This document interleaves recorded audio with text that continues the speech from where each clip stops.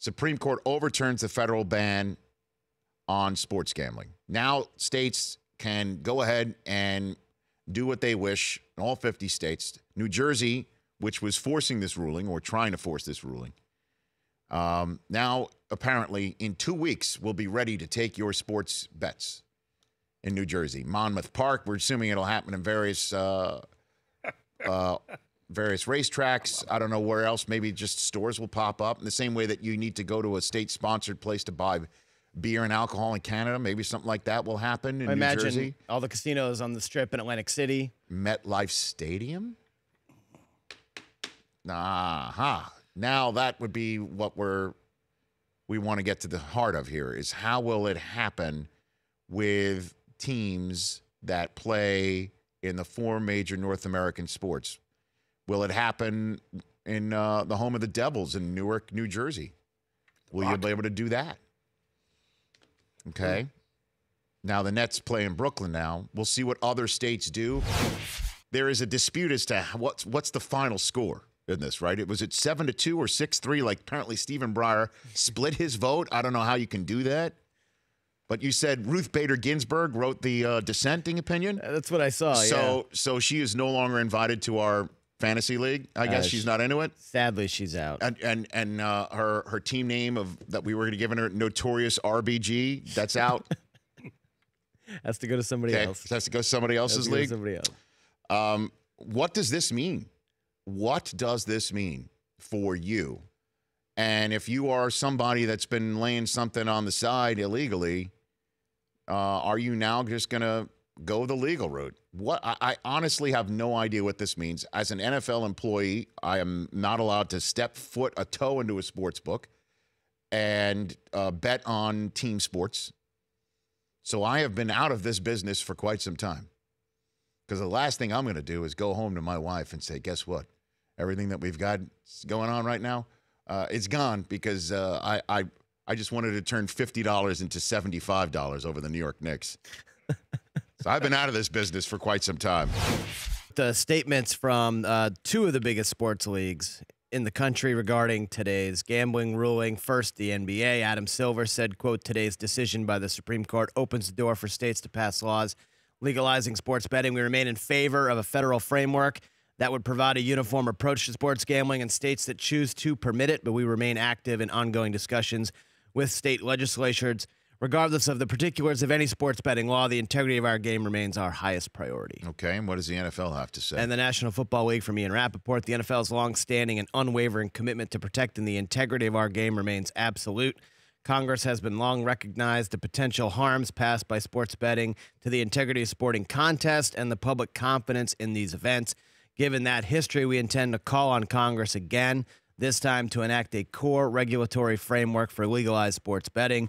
We also will work closely with our clubs to ensure that any state efforts that move forward in the meantime protect our fans and the integrity of the game." Okay, look, the NFL having a team in Las Vegas, Nevada, they're the first. Well, pardon me, the NHL Golden Knights were being the first, but the NFL is going to be open for business in a town where this is currently legal. You know, so many teams do have their logos on a lottery.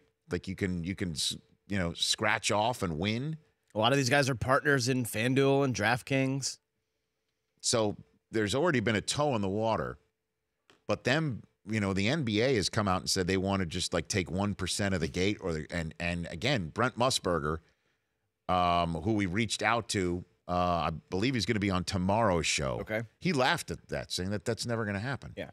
But then again, that's Las Vegas. Now there's 49 other states 48 other states that are going to be in this business potentially, with New Jersey going first. And can you imagine what it's going to be like today in state capitals across the United States with the number of people, lobbyists that are going to descend upon this place if they already haven't in advance of this? I mean, it's going to be a free-for-all. I just look at a state like California that's so far in debt where something like this is just a boom, tax it, regulate it, boom. All of a sudden, your state is now out of the red. Not to go Billy Bats, but you haven't read a newspaper. There's no deficit in the state no more. It's a surplus in this state. That said, I would a little back to the taxpayers. well, all I'm saying is that there will be a lot of states that are going to view this as to your point, Sure, a major revenue stream. And why would they give these sports leagues a taste? Certainly if they've built some of these sports stadiums. I mean, there's going to be a ton of like, okay, so we spent all this taxpayer money to build you a stadium, and now you want to take part of the revenue stream that we're going to take. Well, hey, but you can't get that revenue stream if we're not playing in that stadium.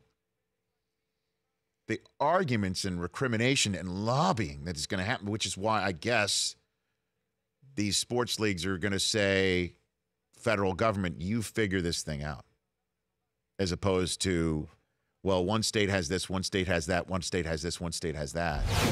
If schools are going to start taking money on gambling on what 18, 19, and 20-year-olds are doing, which is nuts, you know, because it's so unpredictable, then pull it up and give the players a taste, and or the entire athletic department. Spread it out. So let the football players earn for better facilities for all the athletic department in both of those places should they need the funds. What if the leagues created their own apps for this that only were available to be used inside the stadium?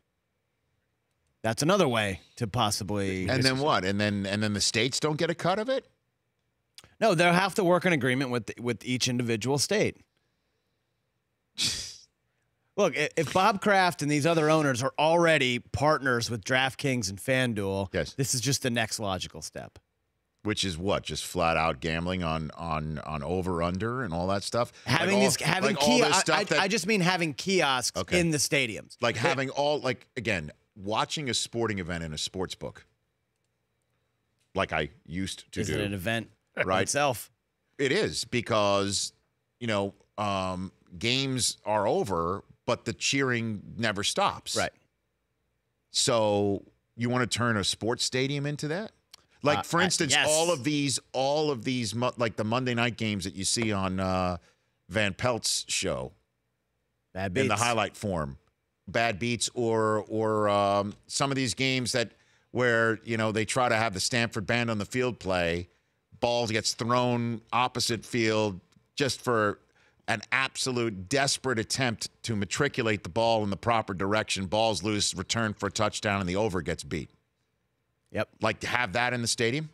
I think that's what's on the horizon with this ruling. I think that's coming. The Rich Eisen Show, weekdays at noon Eastern on Audience.